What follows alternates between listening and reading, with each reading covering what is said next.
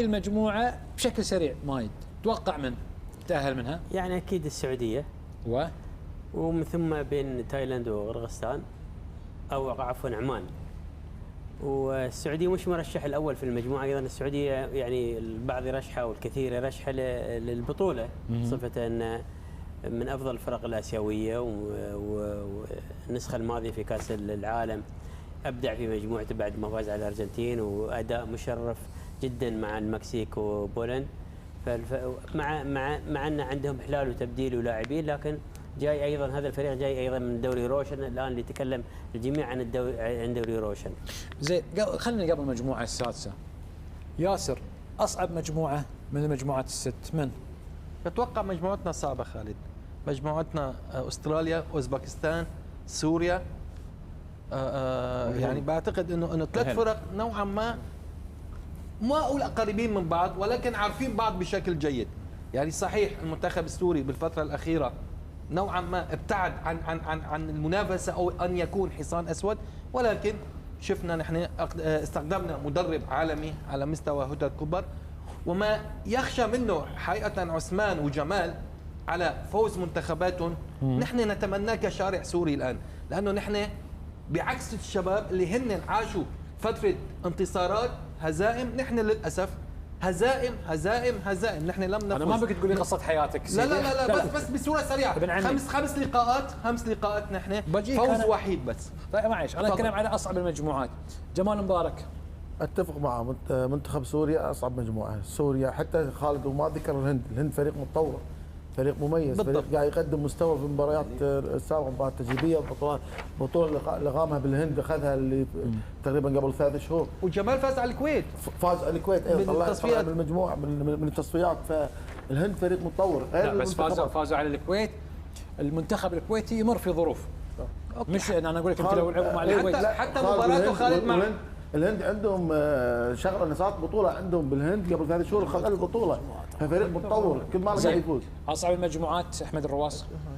والله شوف، في صعبه مثل ما ذكروا مجموعه ايران وسوريا جمال واوزبكستان، وعندك مجموعه الثانيه اللي فيها البحرين والاردن وماليزيا، لان فرق مستواها متقارب. خلي يفرق عنا، هذا صعب عندما تكون فرق متقاربه في المستوى. لكن بعض المجموعات مضمون ترشح فريقي، فاشوف هذه المجموعتين ما لها صعب، معرض بين مستوى متقارب بين مستوى اعلى. زين. موسى حجيج.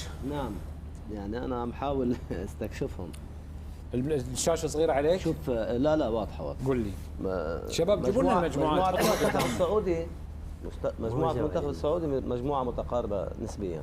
المنتخب السعودي منتخب العماني منتخب قوي، منتخب تايلاندي منتخب جاهز، يعني بينافس معهم على المركز الثاني او الاول.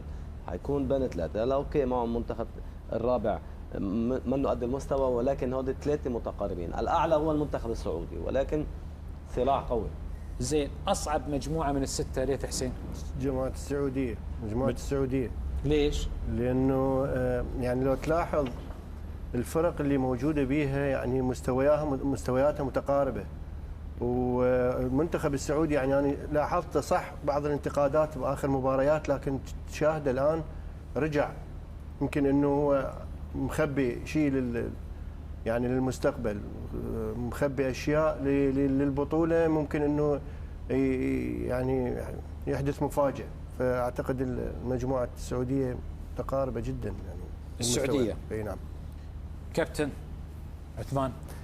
والله أنا شايف مجموعة المنتخب الإيراني والإماراتي والهونغ كونغ وفلسطين، لأنه في النهاية بصراحة المنتخب الإيراني ممكن يكون شوي أعلى من الثلاث منتخبات، لكن الثلاث منتخبات قريبة جدا من بعض، خاصة أنه هونغ كونغ في آخر فترات أو بالعربي الفصيح دول شرق آسيا قاعدة تتطور بشكل رهيب وبشكل محترم جدا. الإمارات قاعد بيقدم مستويات آخر فترة كمان بشكل مميز. المنتخب الفلسطيني بيمتلك محترفين على سوية عالية، وعنده لاعبين محليين لهم فترة طويلة متجمعين مع بعض. يعني صار منتخب فلسطين تقريبا شبه نادي من 2-3 من أحداث غزة.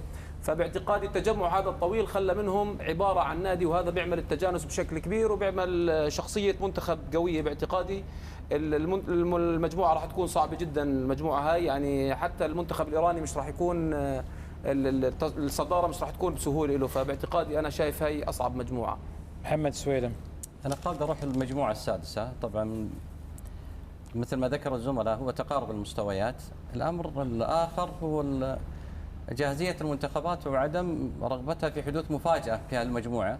زين. حكم أنه المنتخب اليوم السعودي بالمعطيات اللي موجودة في دوري روشن أصبح هناك اهتمام وهناك احترام بشكل كبير جدا في كيفية التعامل مع المنتخب السعودي من خلال هالمجموعة. فيه عدم إدراك أيضا أنه أغلب المشاركين من اللاعبين السعوديين هم عناصر شابة وجديدة على المنتخب الأول في مثل هالبطولات القارية. فهذه المسألة راح تمثل نوع من الصعوبة للمنتخب السعودي، وراح تمثل أيضا ردة فعل عند اللاعبين قد ممكن تحقق من خلالها المفاجآت كما حصل للمنتخب السعودي في أول مشاركة في آسيا في عام 84 لما حقق كأس في المشاركة الأولى حقق البطولة.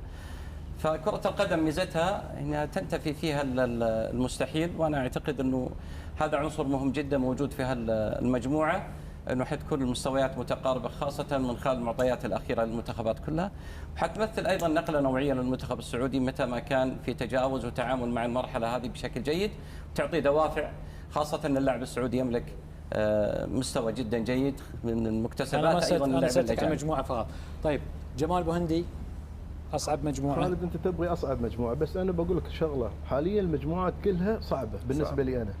كل الفرق المتواجدة في معظم المجموعات تلقى فريقين قويين وفريق ثالث شوي قريب من مستواهم. لو أخذنا المجموعة السادسة خالد، السعودية وتايلاند وعمان وقرقستان، ما نهمل منتخب تايلاند في هذه المجموعة، قد يكون منافس قوي للسعودية قبل عمان، الكل يتجه للسعودية في هذه المجموعة، لكن منتخب تايلاند هذه الفرق قامت تشتغل في ظل النتائج الأخيرة للمنتخبات الآسيوية، النتائج اللي قاعدين نشوفها، يعني تتوقع أي منتخب ممكن يعمل مفاجأة من خلال هذه المجموعات. وإن كنت يعني أروح مع الشباب في المجموعة السادسة اللي فيها السعودية وتايلاند وقرقستان وعمان، لكن أيضا حتى أنا أرى أن مجموعة منتخبنا صعبة، فيها منتخب إيران، فيها منتخب فلسطين، وفيها منتخب هونغ كونغ. أعتقد أن نحن في هذه البطولة الكل جاي. اليوم واحد من اللعيبة وأنا أتابع يصرح قال كل الفرق الموجودة هني صعبة ولازم تحترم كل الفرق، لكن إذا رحت تبغي جواب للسؤال فهي المجموعة الأخيرة.